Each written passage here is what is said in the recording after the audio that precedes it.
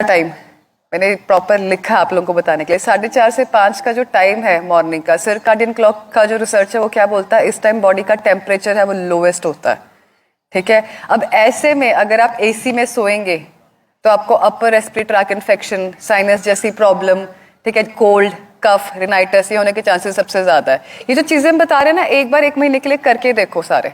ठीक है, तो जो 4:30 से 5 का टाइम है, इस टाइम में अगर आप घर में एसी लगा रहे हो या आप तेज फैन में सो रहे हो तो बंद कर दो, बंद करके सो के देखो।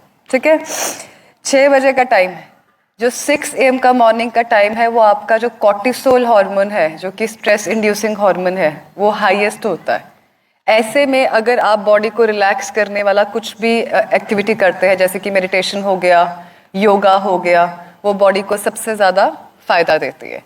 नेक्स्ट चलते हैं 7 से 9 बजे। 7 to 9 AM का टाइम जो है आपका जो वाइटल फोर्स है आपके स्टमक में होती है, पेट में। तो मैक्सिमम जो आपके डाइजेस्टिव जूसेस हैं वो 7 से 9 बजे के बीच में बॉडी में रिलीज होते हैं। तो 7 से 9 बजे के बीच में अगर आप दिन का पहला मील खाते हैं तो सबसे अच्छा डाइजेशन उसका होता है, सबसे ज्यादा उसका गुड आउटकम आता है।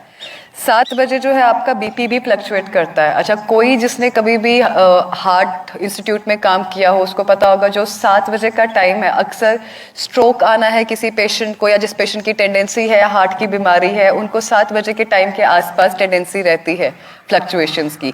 तो ऐसे में अगर कोई आपके घर में पेशेंट है जिसको बीपी की प्रॉब्लम है या हार्ट डिजीज है या ऐसा कुछ भी सिनेरियो है, कोशिश करो कि उस इंसान को गुस्सा नहीं है। अगर कहते हैं ना सुबह सुबह क्या सड़ी सी बात कर दी, गुस्सा क्यों कर रहे हो, सुबह सुबह नहीं गुस्सा करते होते, कह देते हैं ना ऐसे, क्यों? क्योंकि जो 7 AM का टाइम है, रिसर्च क्या बोलती है, जो आपका वाइटल फोर्स है that is in your, that enhances your, that affects your cardiac activity and your BP. ऐसे में अगर पेशेंट कुछ भी ऐसा करेगा जिसकी वजह से वो गुस्सा खा के बीपी हाई करेगा, that can be harmful for his heart condition. 9 से 11 सर्काडियन क्लॉक क्या कहता है, आपकी बॉडी का टेस्टोस्टेरोन लेवल सबसे ज्यादा हाई है। तो अगर आपको कोई भी ऐसा फोर्स वाला वर्क करना है, एक्टिविटी करना है, जैसे जिम वर्कआउट करना है, ठीक है, तो ये वाला जो आपका टाइम है वो बेस्ट है। तो इसी तरह जो आपका दिन का सारा साइकिल है वो सर्काडियन के हिसाब से एक क्लॉक बना हुआ है। हम लोग आपको यहाँ पे बोलते हैं कि सुबह उठ के योगा करो, मेडिटेशन करो, ठीक है, शाम को अर्ली सो, कहते हैं ना early to wake and early to sleep अच्छा होता है। तो ये पैटर्न्स क्यों बने हैं? ये आपकी बॉडी के छोटी छोटी चीजों को सिंक्रोनाइज करने के लिए। देखो, ह्यूमन बॉडी ना एक मशीनरी की तरह काम करती है।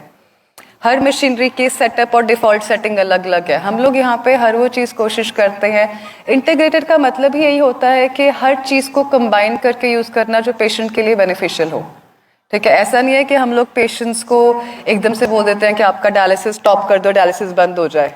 Dialysis is supportive treatment. जिस पेशेंट का ऑलरेडी डायलिसिस चल रहा है, हफ्ते में 3 बार चल रहा है या हफ्ते में 2 बार चल रहा है, उसको बड़ा क्लियर कट ये चीज अंडरस्टैंड करनी होगी कि आपकी विद टाइम फ्रीक्वेंसी कम होगी।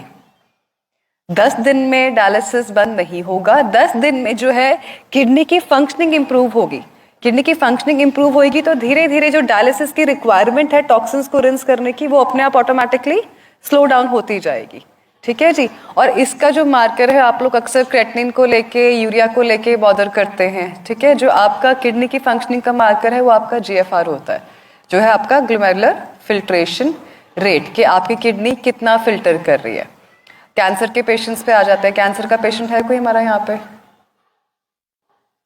कोई भी नहीं है। कैंसर की बीमारी कैसे होती है?